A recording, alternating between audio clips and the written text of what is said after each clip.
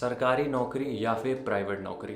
देखो ये चीज़ तो हर एक बच्चे बच्चे को पता है कि आज के टाइम पे कंफर्टेबल जो है सिचुएशन वो सरकारी नौकरी की ही है। और प्राइवेट नौकरी में किस तरीके से बैंड बजाते हैं, अगर वो 20,000 रुपये भी देते हैं तो 12 घंटे खींच के काम लेते हैं, ये सबको पता है। लेकिन हाँ, ये सरकारी नौकरी में भी कुछ ऐसी हैं जिनमें सरदर्द बहुत ज़्यादा है, ठीक है, लेकिन वो कुछ ही हैं, बाकी सब में बहुत रिलैक्स वाला मामला है। अब अगर कोई नौकरी करने जा रहा है तो उसको प्राइवेट करनी चाहिए, सरकारी करनी चाहिए, क्या करे वो?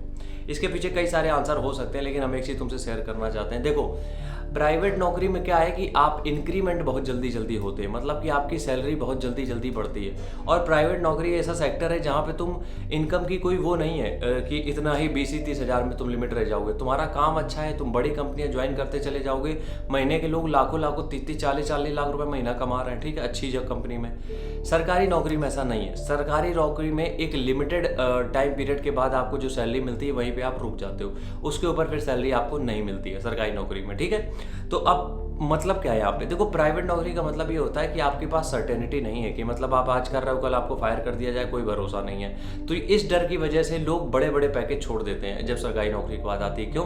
क्योंकि जब आप गवर्नमेंट जॉब कर रहे होते हो तो आपको ये पता है कि जो 30,000 रुपये आ रहे हैं ये मेरे मरते दम तक आएंगे, और जब हम रिटायर भी हो जाएंगे तो हमें 30,000 के 15,000 तो मिलते ही रहेंगे, ठीक है। तो ये सिक्योरिटी की वजह से मेन लोग ज्वाइन करते हैं सरकारी नौकरी। लेकिन मेरा पॉइंट ऑफ व्यू कुछ और है। देखो, अगर तुम्हारे पास प्राइवेट नौकरी इस तरीके की है जहाँ पे तुम्हें लग रहा हो कि महीने का तुम लाखों रुपया पेल सकते हो, बड़ा बढ़िया पैकेज कमा रहे हो, तो अब ऐसा तो है नहीं कि अगर तुम एक कंपनी से निकाल दिए गए तो तुम्हें दूसरी कंपनी में लिया नहीं जाएगा अगर तुम्हारा पैकेज अच्छा है, ठीक है।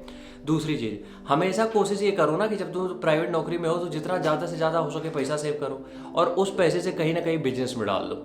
सच बता रहे हैं, बिल्कुल बिजनेस में डाल दो, ताकि अगर तुम यहाँ से चीज़ें तुम्हारी खराब होती हैं तो तुम वहाँ पे ज्वाइन कर लो। सरकारी नौकरी में आने का पर्पस दो होते हैं। एक तो ये होता है कि एक सिक्योरिटी हो जाती है कि हमें हर महीने सैलरी तो हमारी आएगी, हम चाहे कितनी भी गरीबी कंडीशन में चले जाएं, ठीक है। दूसरी चीज़ सिक्योरिटी रहती है कि रीज़न कुछ भी हो, हम सरकारी नौकरी से निकाले तो नहीं जाएंगे, तो हमें ज़िंदगी भर किसी भी समय पैसे के लिए रोना नहीं पड़ेगा हर महीने। लेकिन ऐसा भी नहीं कि सरकारी नौकरी में रहते हुए हम अपना मर्सिडीज या ऑडी या कुछ BMW टाइप गाड़ियाँ चलाएंगे, ये भी पॉसिबल नहीं है सरकारी नौकरी में, ठीक है।